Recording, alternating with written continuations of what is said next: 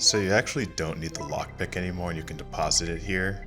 What I end up doing is actually creating a whole bunch of shotgun ammo here using the AA+A+B.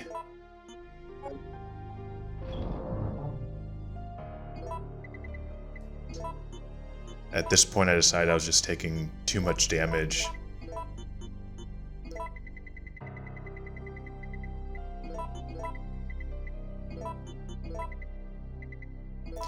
The shotgun's easier to use in this section anyway. You're going to encounter a lot of enemies and the handgun just won't really cut it for this part of the game. You can use the dodge mechanic if you're really savvy, but I just haven't had much luck with it other than just mashing at it furiously.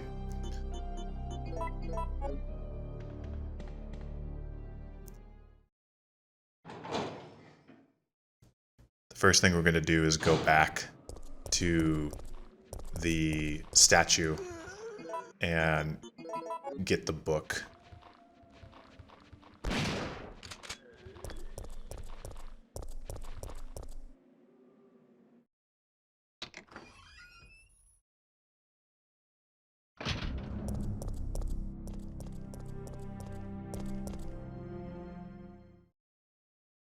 Unfortunately, I can't get the quadruple headshot here, but I end up using a lot more ammo just to clear all this out.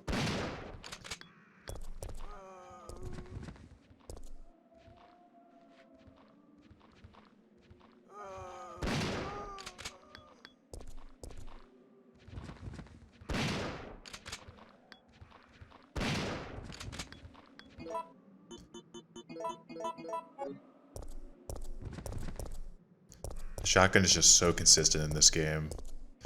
Unlike Resident Evil Remake, where they actually made it a bit more variable depending on if you get a headshot or not. So you want to take the bronze book, and what you want to end up doing is going back to the entrance of the restaurant. There's a little kind of alcove where you can place the book and then get the compass. You may have already discovered this if you did a blind playthrough. If you took the compass, it would cause some water to come out of the fountain, which would impede your progress.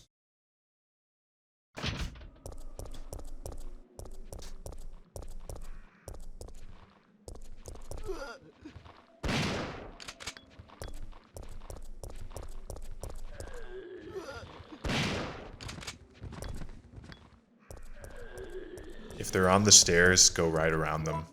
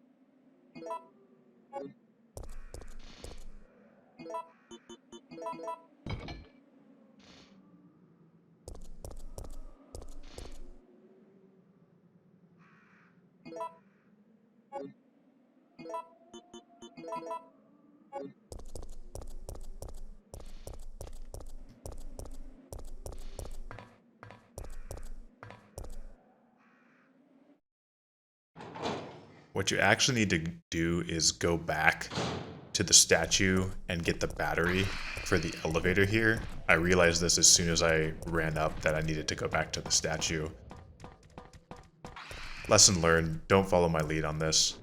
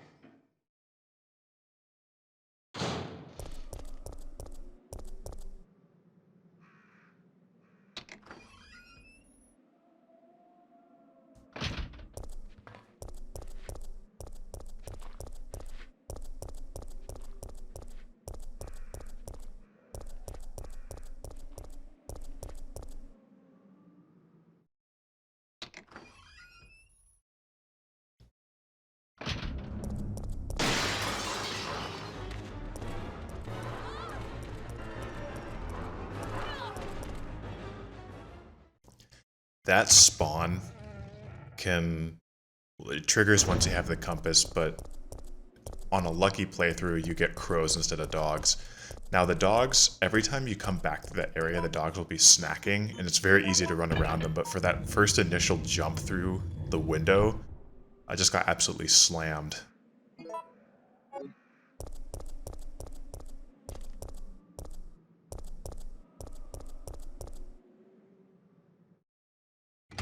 Many of my errors in this playthrough come from just assuming that enemies are consistent. This game is really variable in terms of which rooms can spawn which enemies and just keeping you on your toes.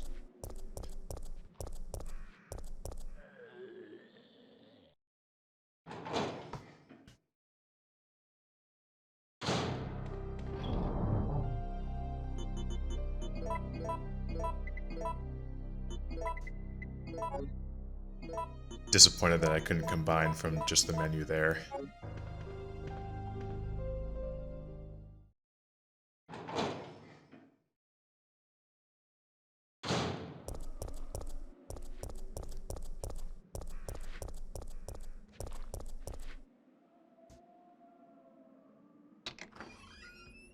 There's two paths you can take here. Most of the time for run-throughs I've seen, they do the power plant first, which is at the bottom of the elevator where you put in the battery. However, I decided to do the pharmacy first, just to change it up.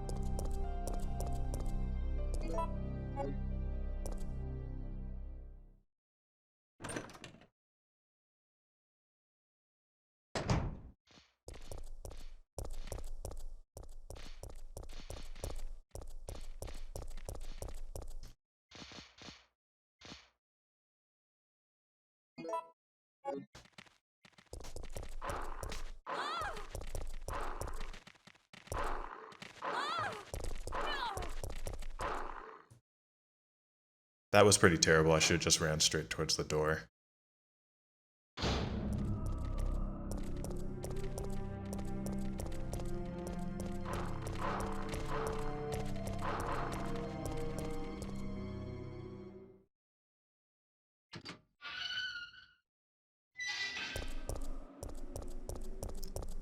Use the wrench to get the fire hose.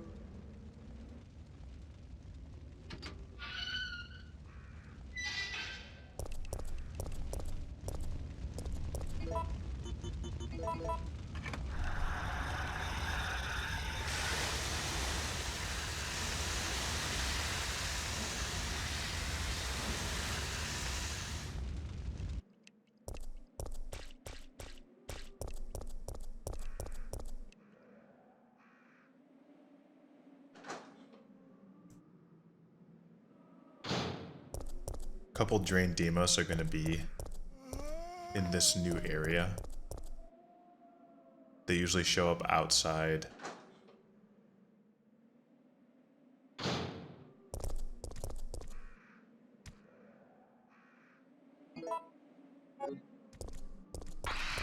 So that crank opens a secret shutter that gives you some goodies.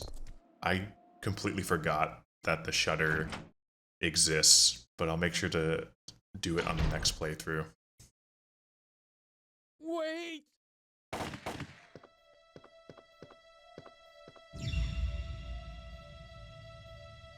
What did you do? I had no choice. He was about to turn into a zombie. It would have been a threat, so I eliminated it. But he was still conscious, wasn't he? He was as good as dead. And it took fewer bullets to kill him now than it would have if he had transformed.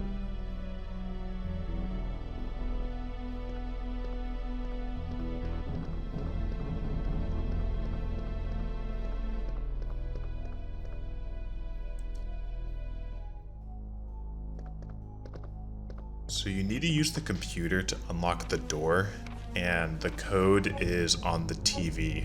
There's 3 different types of pharmaceutical drugs that it can be.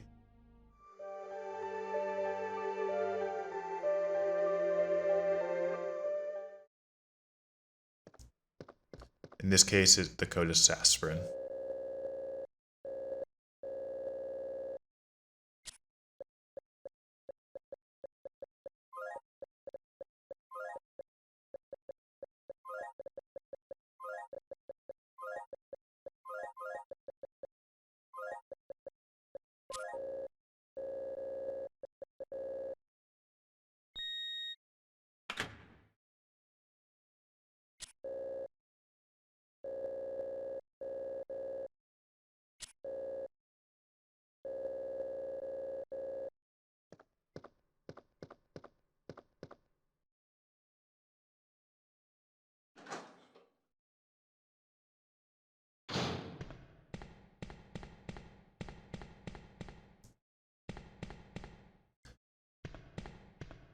Those gunpowders are not a guarantee here. Sometimes they show up, sometimes they don't.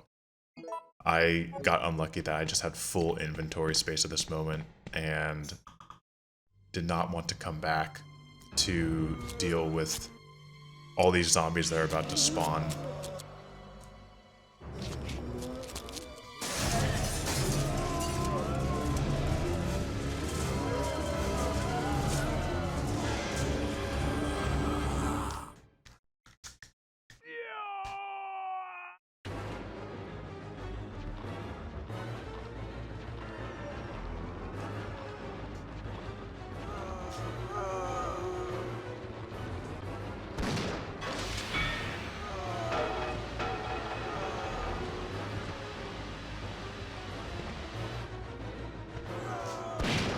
So that turned out pretty poorly. Just didn't get any of them. Usually you want to wait until maybe the mob is halfway through before shooting that, but I didn't want to take any chances with the auto-aim.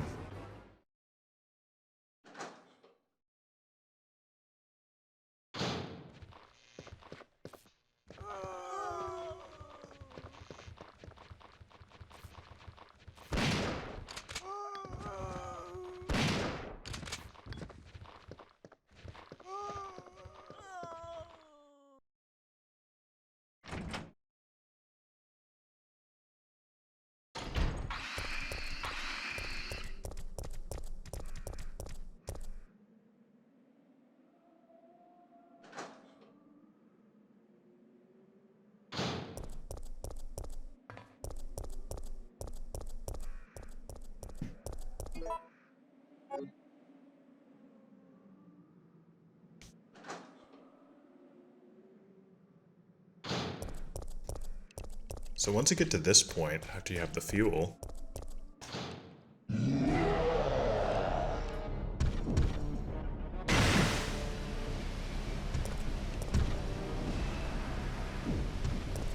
this encounter is a bit easy to dodge if you just go straight toward him on his right side. The other encounter that happens above the power plant's a bit easier because you can start running before he jumps down from his kind of rooftop, before he gets you.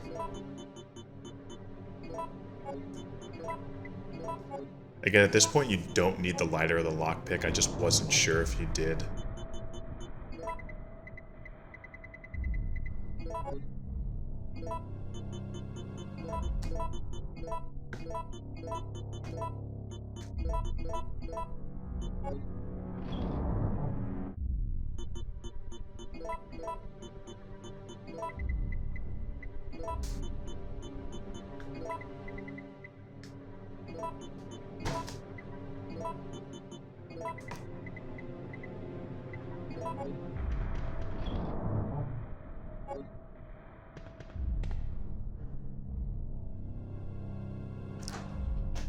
You want to make sure for this part that you're in have full health because his sprinting animation's faster than your caution sprint.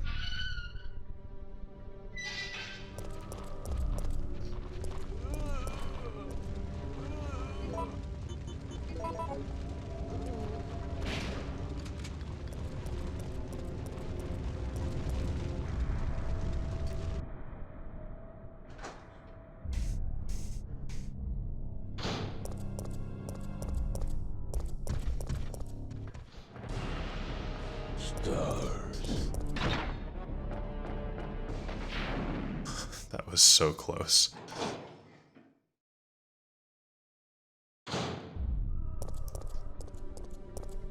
So I was going to pick up the green herb here, however...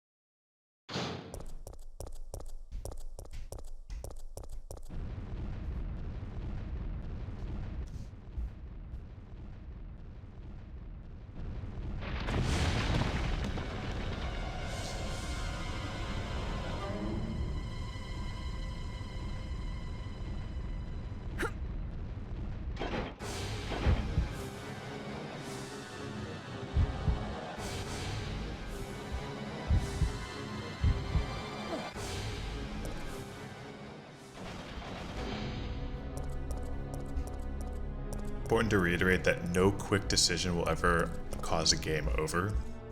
What ends up happening if you jump down is you surface in the manhole outside, but I did not want to potentially run into Nemesis for another time, so I decided to go up.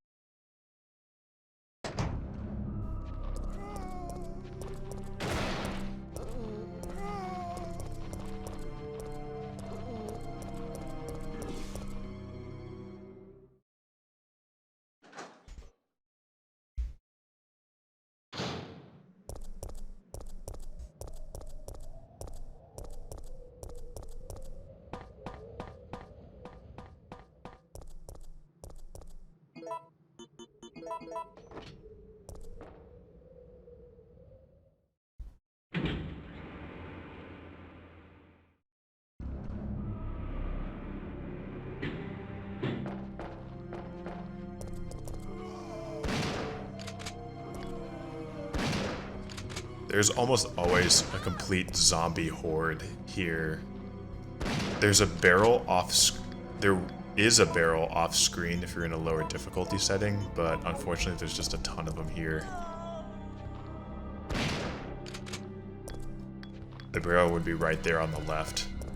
Now, on the right, you can kind of see these things on the wall. Those are actually explosives. If you shoot them, they act as barrels. But that one's in a kind of odd location. It's not really conducive to the beginning mob, that area.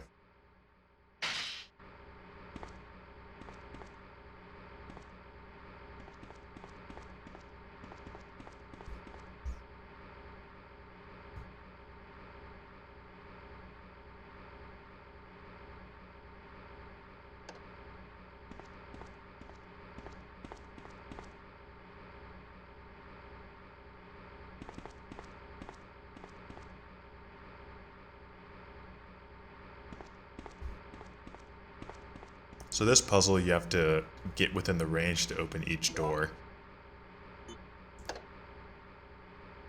The high voltage room is optional.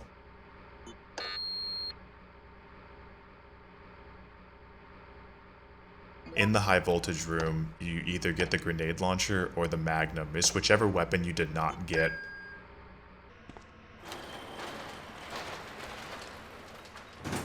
in the police station.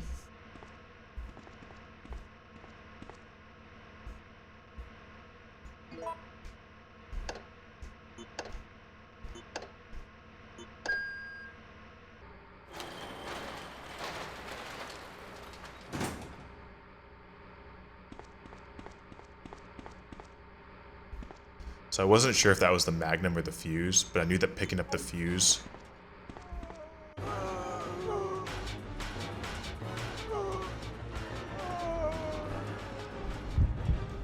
would give you this cutscene.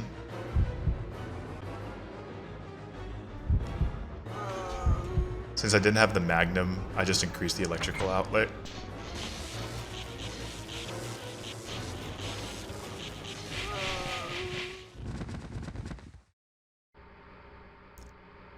That door right there on the right that's where the emergency exit is. It brings you out to the other side of the power plant.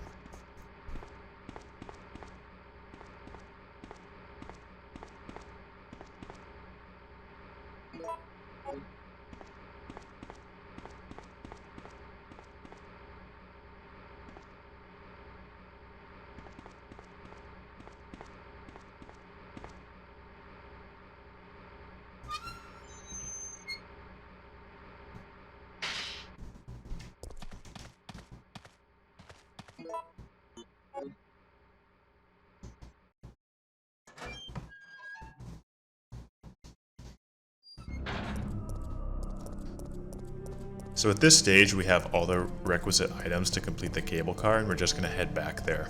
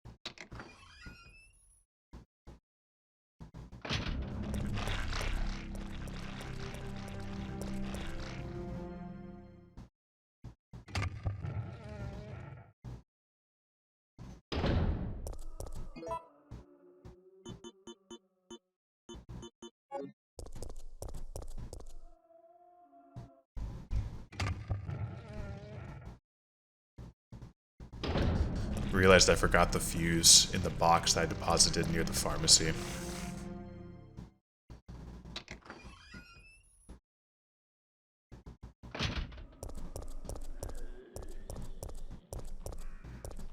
It's always good to hit the save room on the way back just in case you deposited anything that you needed to get back. Also a good time to save your game if you want to. I was feeling pretty good even though this run is pretty trash. So I decided to soldier on. You can deposit the Magnum, you don't need it until...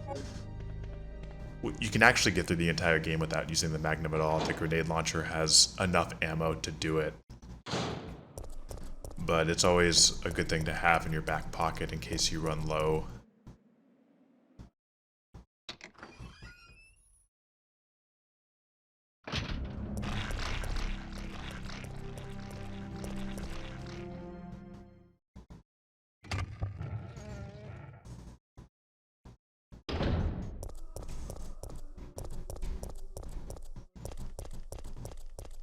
Stars. So this is the most inconvenient spot ever, but that's the best way I found to get around him. As you may have noticed in this playthrough, Nemesis's dominant hand is left. He tends to try to grab you, but also punch at you with his left hand. That can always be a bit risky because if you're trying to go around him counterclockwise, then on that junction he'll probably hit you if he goes for the fist. But he went for the grab, just got caught up a bit there on the environment, and luckily I was able to escape.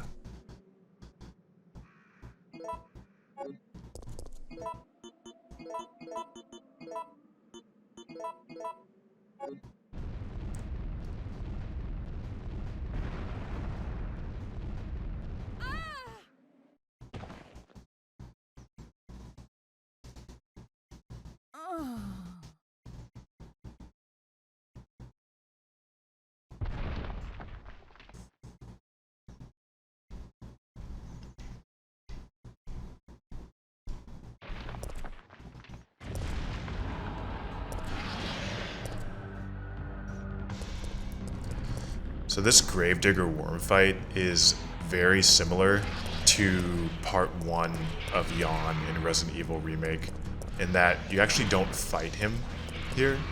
You need to activate the power switches for the 2 ladders and then have it come down. I was so fast with the menuing and trying not to get hit that I did not press the yes button even though I had a clear opportunity. So he tends to camp on whichever side you're on. So I'm doing my best to just try and get him to move. Luckily I got a dodge there, but I just get absolutely wailed here before I realize that he'll just stay here until you move away. So what you want to do is, again, run around and bait him to come out on one of the sides before going back down to the ladder.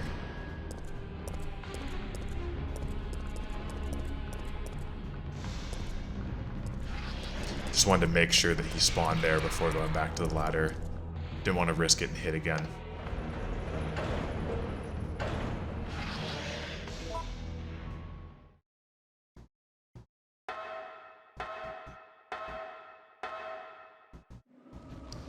So now I get some sweet revenge on this crowd of zombies.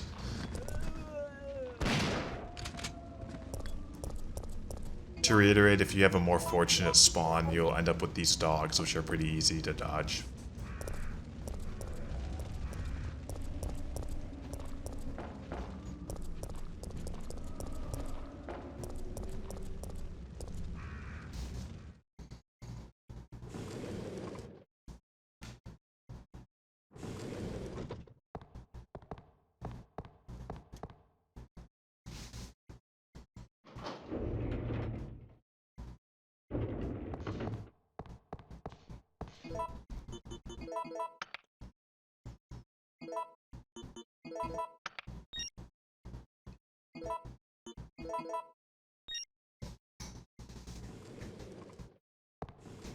It looks like we're ready to go. Here, take this.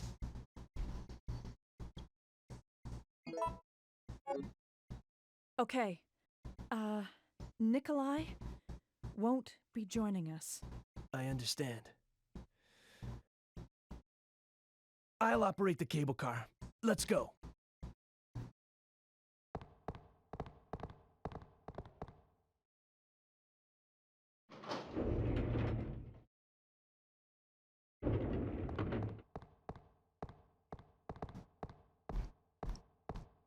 It's looking good.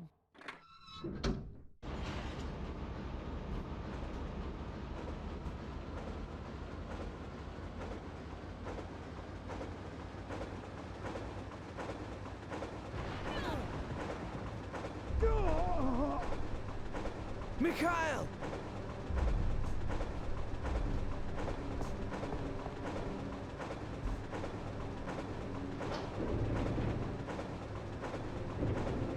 Mikhail!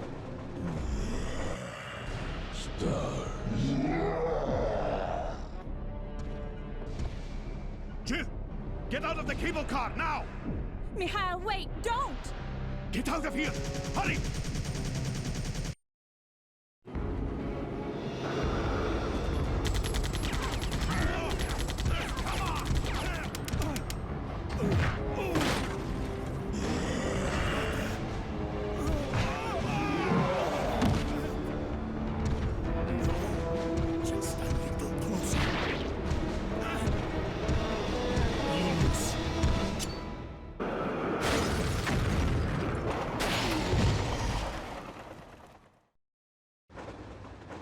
Mikhail.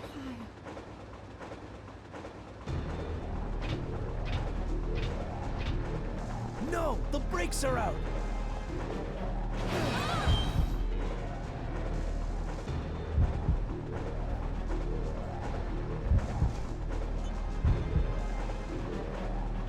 This must be it.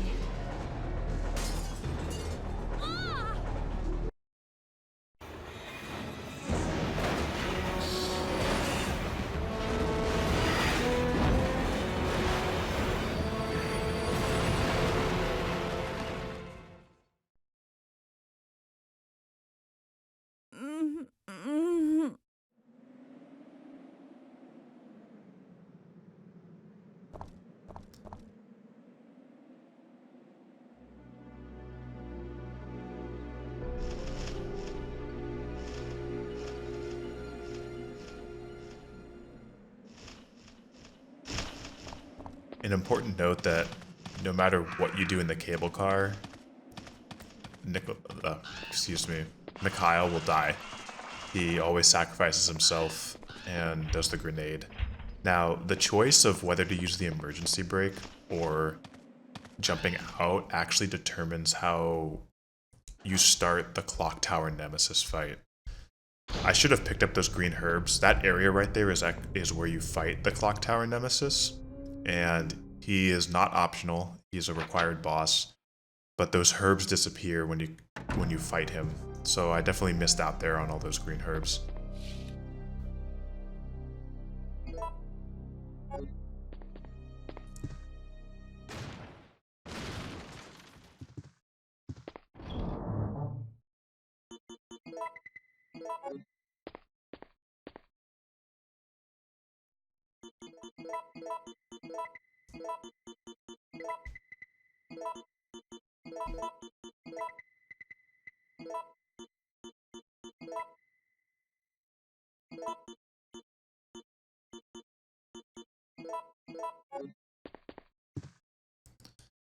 Again, wasn't sure if I needed the lockpick or not. Decided to save my game after completing the cable car.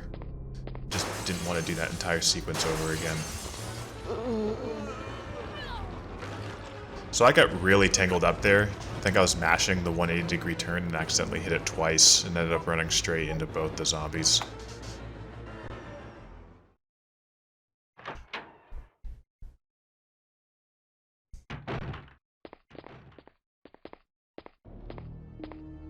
Carlos, I don't believe it. You're alive. I'm not sure how we're gonna get out of this town. What are you talking about? We made it! You don't get it. They have no intention of letting us make it back alive. Do you really think we can trust their great evacuation plan? Huh, it's just a piece of paper. But we don't have any other choice than to trust them right now. No, if we're gonna die, then we should get to choose when it happens.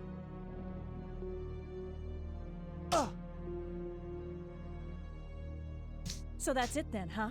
You're giving up? No, I can't handle it.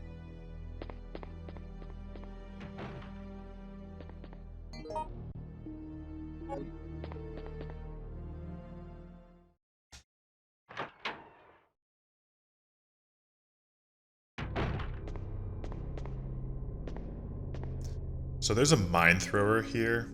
I decided that it's just not too useful. It does do some good damage.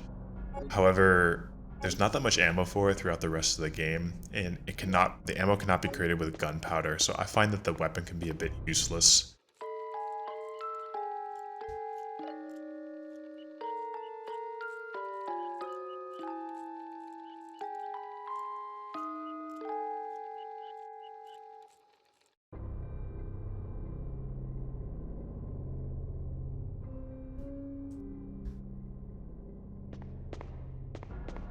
That combination, I believe, is fixed in this version. It used to be a more random combination, but what it does is it solves the music chime puzzle at the top of the clock tower in order to get a key.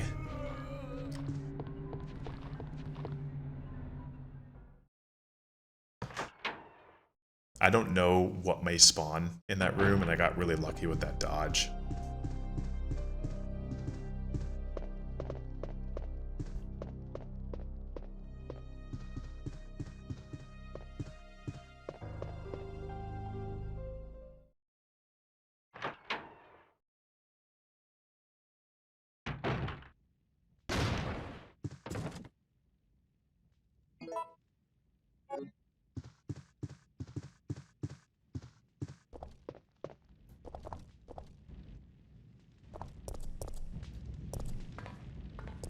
If you choose to jump out the window on that second choice, then this is where you start the clock tower sequence.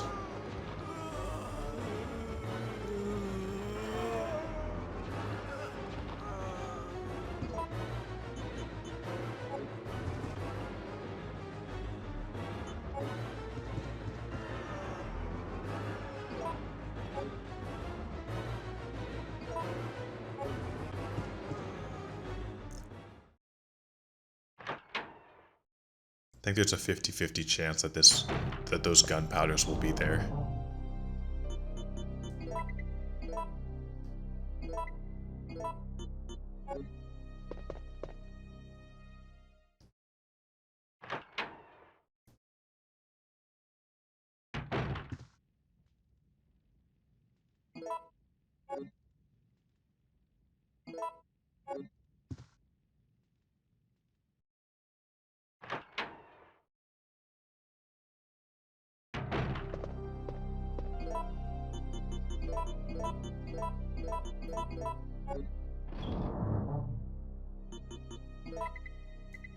At this point in the run through, I still forgot that you can use A+B to create C powder, and that's useful for creating freeze rounds with the grenade launcher. I just ended up thinking that I was gonna get Gunpowder C in this part of the run, because I remember fighting Nemesis before with freeze rounds, so I always thought you would pick it up, but you don't. So I recommend creating 2 Gunpowder C rounds there instead of using the shotgun ammo.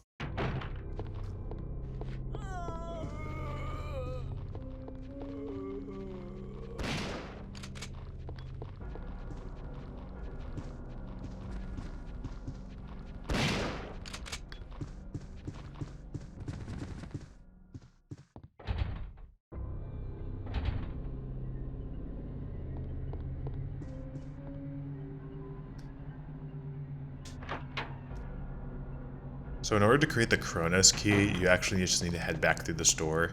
Could have saved a couple of shotgun rounds here. There's going to be 3 tarantulas up here, and these are always always spawn on every single playthrough. They're fairly easy to dodge. If you trigger them and they start trying to drop acid, you can usually get far enough away that you can avoid them.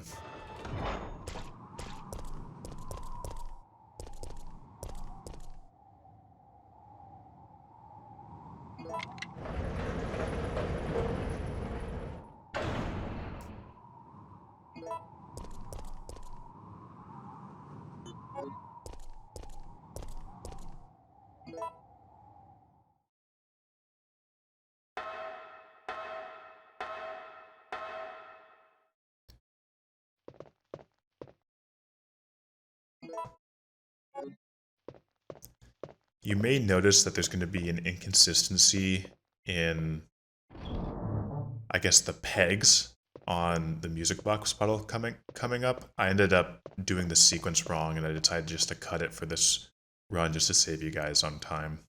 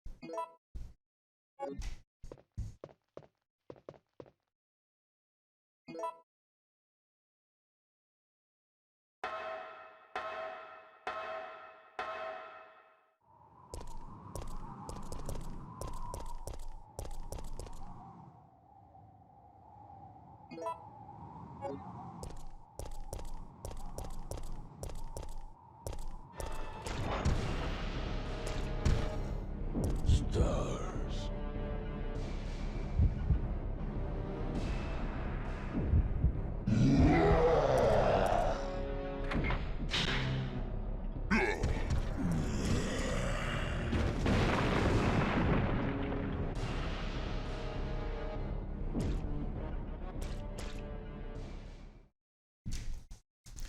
Using the cord there will stun him and have him drop one of his items.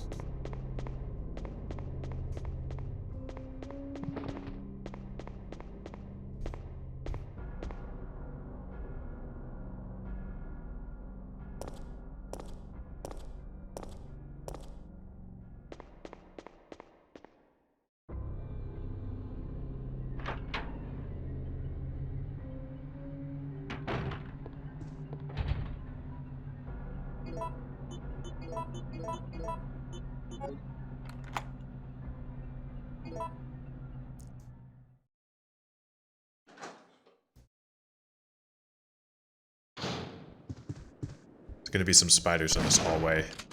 I tend to get rid of them here, just to not get hit. One thing I also don't want to do is get poisoned. It's just always, even though we do have a blue herb dispensary in the kind of main hall of the clock tower, I just don't want to have to go back and get it. As you can see, those spiderlings that spawn when you knock down one of the spiders are just causing me a bit of a hit stun problem here.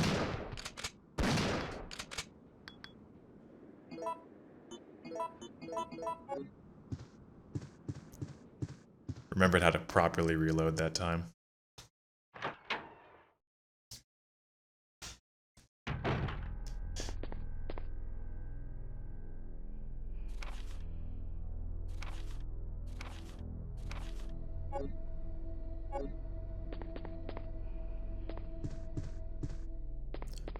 Alright, so there's 3 gems that you need to get in order to solve this kind of past, present, future puzzle. Now, there's 5 different solutions for this puzzle. I ended up cutting this entire puzzle because I spent 3 minutes on it just to find the right combination, but I'll be posting the solutions in the description.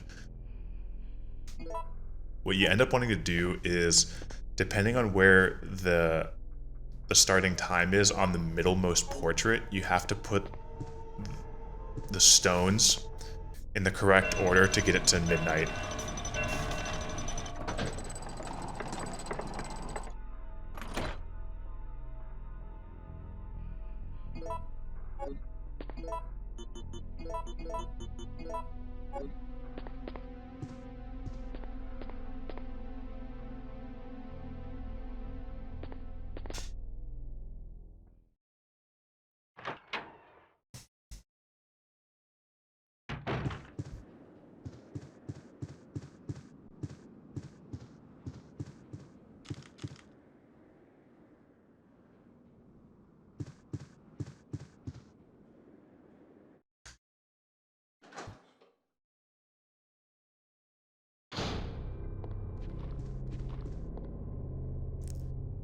Alright, now we're coming up on one of the hardest bosses in the entire franchise. The Clocktower Nemesis fight, there's no way of getting around it. It's just a very difficult fight. It requires precision timing, patience, and really good execution. I'd rate it up there with some of the hardest in the franchise, including the Code Veronica Airplane Tyrant, Jack Norman on hell difficulty for Revelations, and professional Nadetsu and Wesker and Jill fight for Resident Evil 5.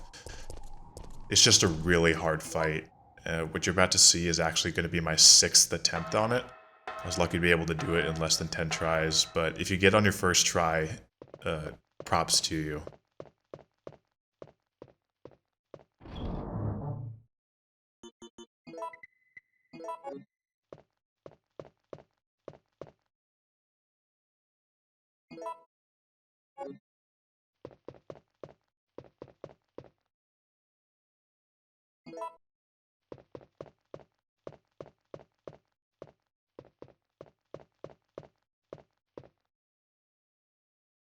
So I couldn't recall if you start the Nemesis Clocktower fight when you insert the gear or a bit later, so I end up saving twice here. Save after you've inserted the gear. Now coming up, you want to use your gunpowders to create freeze rounds. I end up not having, through just lack of memory, not having any C powders, so what I end up doing is creating 18 flame rounds using two AA+As and the 6 grenade rounds that I already got.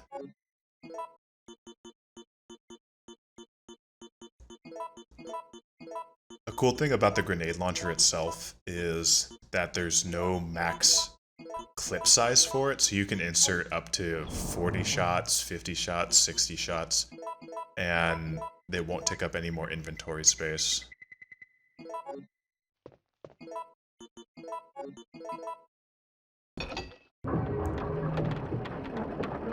So here's what you want to do is actually properly save here before the Clocktower Nemesis fight, and what I actually end up doing is going back and getting the Magnum just for insurance in case that I'm not able to defeat him in time.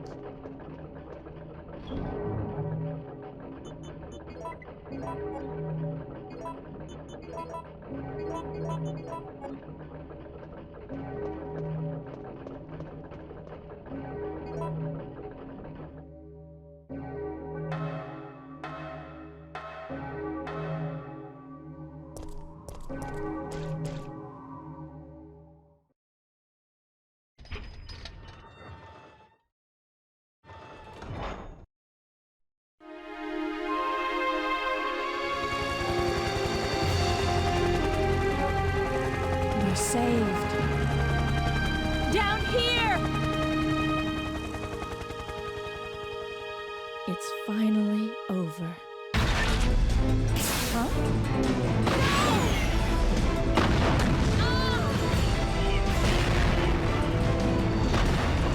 No!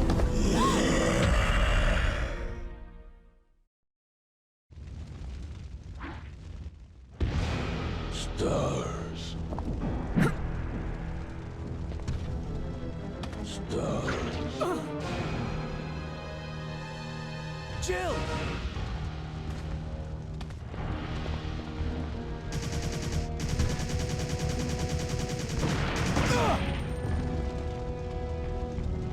Ah! Stars.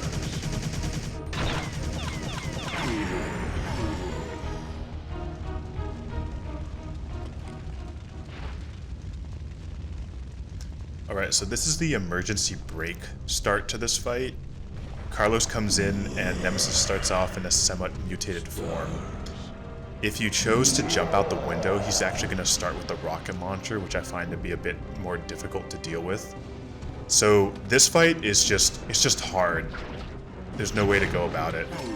I find that the best way to deal with him is to stick to going clockwise around him. That way you're always crossing to the other side of the tentacle and avoiding it. What you want to do is, after he strikes, make sure to turn around, have auto-aim equipped, and then fire away. If you start to fire too late, he'll be able to rush you with either his tentacle or his fist.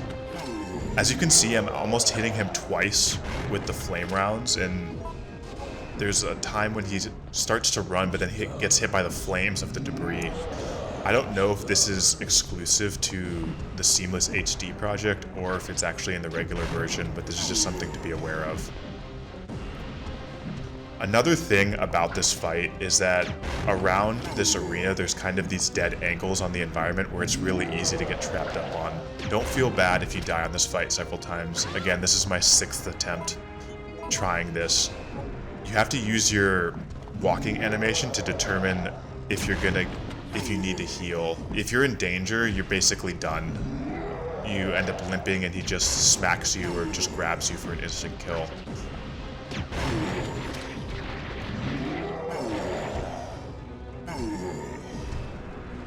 So I made that fight look pretty easy, but it took several times for me to get into the right rhythm and the right execution of firing after he tries to throw his tentacle at you. Carlos!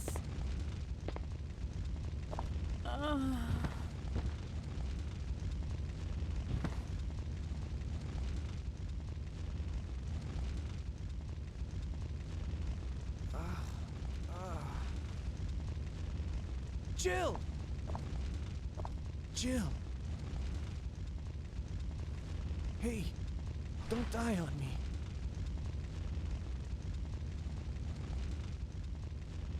Jill! Jill! October 1st, night. I woke up to the sound of falling rain. I can't believe I'm still alive.